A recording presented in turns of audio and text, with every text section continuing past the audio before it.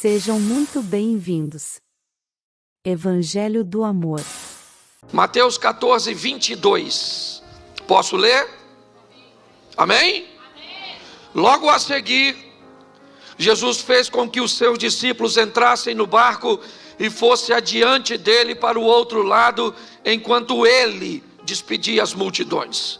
Tendo despedido as multidões, ele subiu ao monte a fim de orar sozinho, e ao cair da tarde lá estava ele só. Entretanto o barco já estava longe, a uma distância da terra, açoitado pelas ondas, porque o vento era contrário.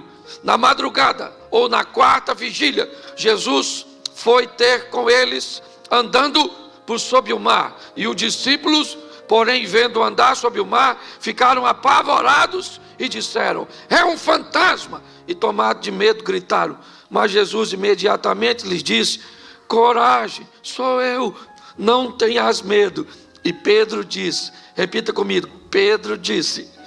De novo, Pedro disse. Olha o que Pedro disse, não precisa repetir não. Se é o Senhor mesmo, mande que eu vá até aí, andando sobre as águas. Feche seus olhos. Senhor nosso Deus e Pai, continue falando conosco. Usa-me como um canal de bênção, e que a tua verdade prevaleça na nossa mente, ó Pai, dando direção às nossas emoções, em nome de Jesus. Você pode dizer amém? Preste atenção, porque isso aqui é magnífico.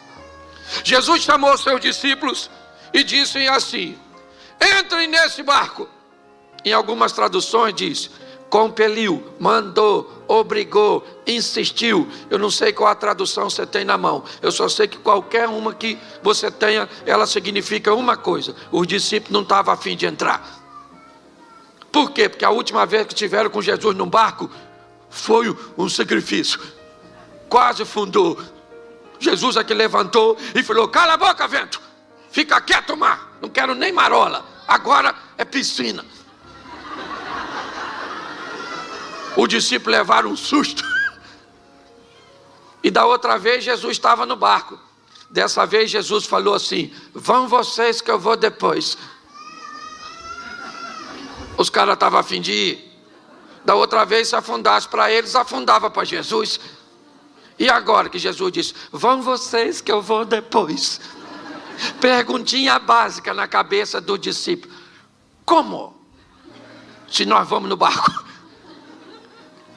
Olhando por outro evangelho, os discípulos estavam tão preocupados que deixaram um barquinho. Depois você lê, que eu não sou obrigado a ler tudo. Mas eles deixaram um barquinho, porque se Jesus disse que vai depois, eles têm que criar um meio de Jesus ir. Entraram no barco e foram. Jesus disse o quê? Vão vocês que eu vou despedir a multidão, vou fazer uma oração e depois eu vou. E os discípulos foram, sim ou não? Sim. O vento era contrário, escureceu. O texto diz que Jesus foi encontrar com ele na quarta vigília. Tu sabe que hora é a quarta vigília? Tem gente que não sabe nem que hora é a primeira. Bom, vamos lá. A primeira vigília começa às 18 horas. De 18 a 21, primeira vigília. Jesus foi? Então até às 9 da noite Jesus não chegou. Certo? De 9 à meia-noite, a segunda vigília. Jesus chegou. O vento contrário. De meia-noite às 3 da manhã. Jesus chegou. Ele falou que ia. Pois é, há quanto tempo você está escutando que Jesus falou que está vindo? E aí parece que está demorando, né? Pois é, mas fica pronto, porque ele falou que vai vir, ele vem. Tem gente que quer saber se é milenista, pós-milenista, pré-milenista. Segundo a informação que eu recebi é o seguinte: eu vou voltar, arruma as malas e fica pronto. Se é antes, durante, depois, isso não é importante, fica prontinho, porque a hora que cantou, a gente rapa fora. E quem ficar resolve com... Cuidado que você pode estar rindo de você, é ou não? Escute só. Olha só. 3 horas da manhã vai mudar de terceira para quarta E aí começa, aí a partir das 6, hora primeira, hora segunda, hora terceira, aquela coisa, certo? 3 horas da manhã, os discípulos estão cansadérrimos, apavorados. Mateus era cobrador de impostos, não sei nem se ele sabia nadar. Aquela tribulação dentro do barco, todo mundo com medo. Quem é que aparece andando em cima d'água? Jesus. Podia ter avisado como é que ia. De repente os caras estão com medo, cansados, 3 horas da manhã, e ele não vem mais. Eu imagino o mar revolto. Vem Jesus andando em cima d'água. Tu acredita nisso? Literalmente tirando onda. Vem ele andando sobre.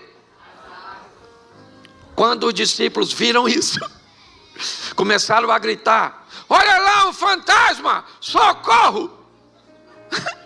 Não tinha mulher não, era só homem. E eles começaram a gritar de medo: fantasma, fantasma. Eu imagino Jesus lá fora. Eu não falei que vinha? Para que essa gritaria? Ninguém correu. Ninguém dos discípulos saiu correndo. Por quê? Porque não tem para onde correr, filho. Nessa vida ou você enfrenta ou você enfrenta para ganhar, ou você enfrenta para... Mas você é obrigado a enfrentar. Por isso Jesus disse: eu vou estar com você nessa peleja, para que você enfrente e saia vitorioso. Quando todo mundo começou a gritar, Jesus gritou lá de fora: calma, gente, sou eu, fantasma não. Aí deu aquele silêncio, todo mundo ficou olhando, estava meio escuro, amedrontado, visibilidade baixa. Pedro olhou e falou: aí, é o senhor mesmo? Se é o senhor, manda eu ir aí. Pensa no silêncio. Como assim, Pedro? Tem um cara andando em cima d'água. Ninguém sabe ainda direito quem é. Ele olhou e disse que é Jesus, mas ninguém tem certeza disso. Preste atenção nisso, porque é muito interessante. Quando nós olhamos para este momento, o que vemos? Um ambiente de caos na mente dos discípulos, amedrontados, cansados, lidando com uma força da natureza, cuja qual é muito maior do que eles. E nesse ambiente de medo, medo para quem? Medo para todo mundo. Um ambiente de adversidade para quem? Para todo mundo. Nesse ambiente, 12 discípulos, eles têm a oportunidade de viver os mesmos medos, de enfrentar o mesmo adversário, de lidar com o mesmo problema. E nesse ambiente, um dos discípulos de Jesus se levanta, controla seu medo e diz: se é o Senhor, me manda andar sobre as águas e onde o Senhor está. Preste atenção, qual era o local mais seguro naquela ocasião? Qual era o local mais seguro? Se você estivesse lá, onde você ficaria? Pois é, gente. Nós queremos viver o sensacional, o extraordinário. Nós queremos ver o agir de Deus, mas queremos fazer o que todo mundo está fazendo, que é ficar no barco. Está na hora de sairmos do barco e protagonizarmos nossa própria história.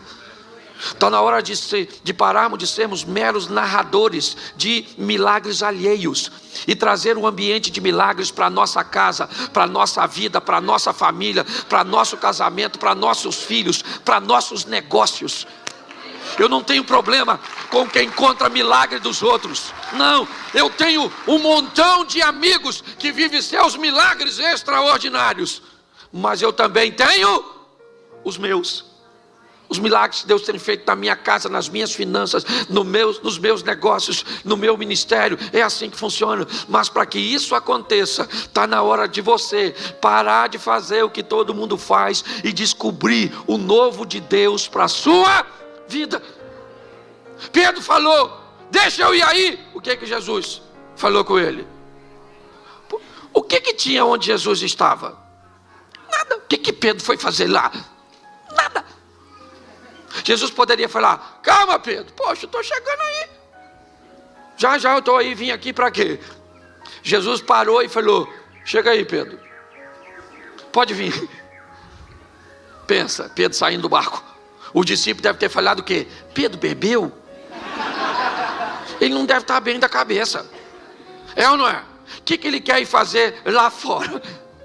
Bom, olha só. Pedro sai do barco? Sim ou não? Sim. E vai andar sobre?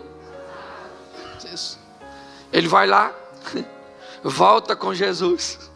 Quando Jesus entra com Pedro no barco, sabe o que os discípulos falam?